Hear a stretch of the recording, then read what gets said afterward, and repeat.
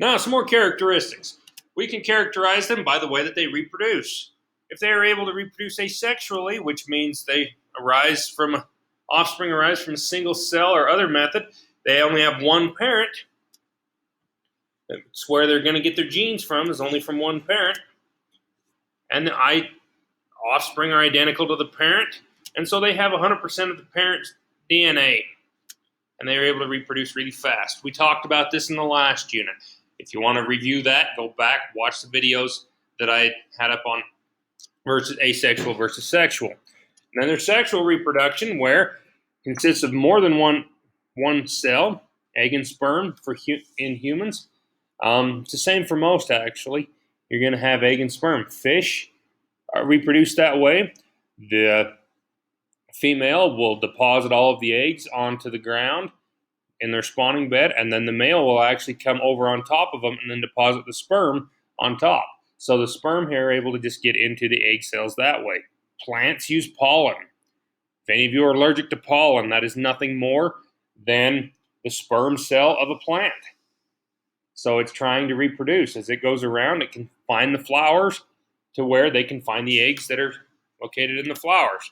So because they have two parents, 50% of the DNA comes off of each.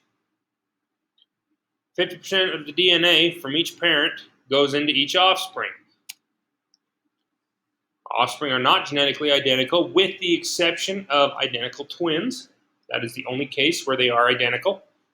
Other than that, you're not going to have identical offspring. And then the rate of reproduction is far more slower. If you think about the time it takes for humans to reproduce, from the time they're born to the time they generally have their first child, it's actually getting longer and longer. I think right now you're looking at 22, 23 years on average in the United States. Don't quote me on that. That's just what I'm guessing now.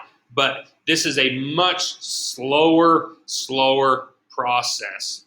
For those of you who have cows, yeah, they're only pregnant for 9 months, but from the time you have a calf to the time that they are able to start having calves themselves, generally you're looking at 2 years from the time they're born to the time they have their first calf. Slow reproduction.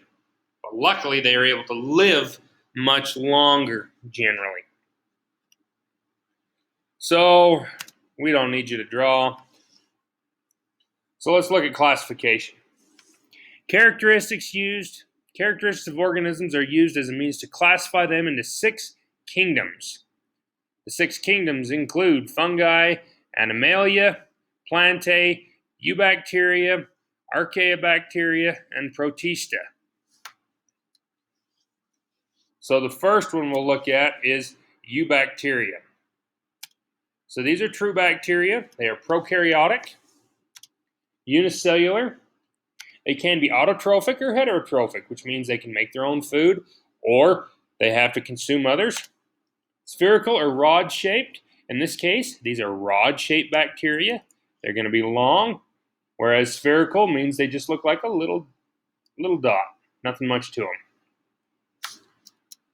Found in soil, rocks, ocean, snow, and living organisms. Basically, anywhere in the world, you're going to have eubacteria. Unless you're living in a really crazy place, there's going to be bacteria there, and lots of it.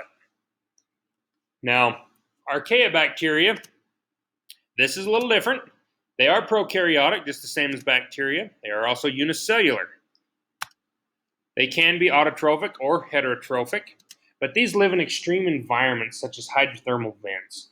So if you went up to Yellowstone and looked at some of the hot pots up there, they're boiling. They're upwards of 200 degrees. So that means that it's really hot. That's going to kill most all bacteria. But these archaeobacteria, also known as just archaea, oftentimes we just take the bacteria off the side of that and we call them archaea. These are the ones that are going to be surviving in extreme conditions like that.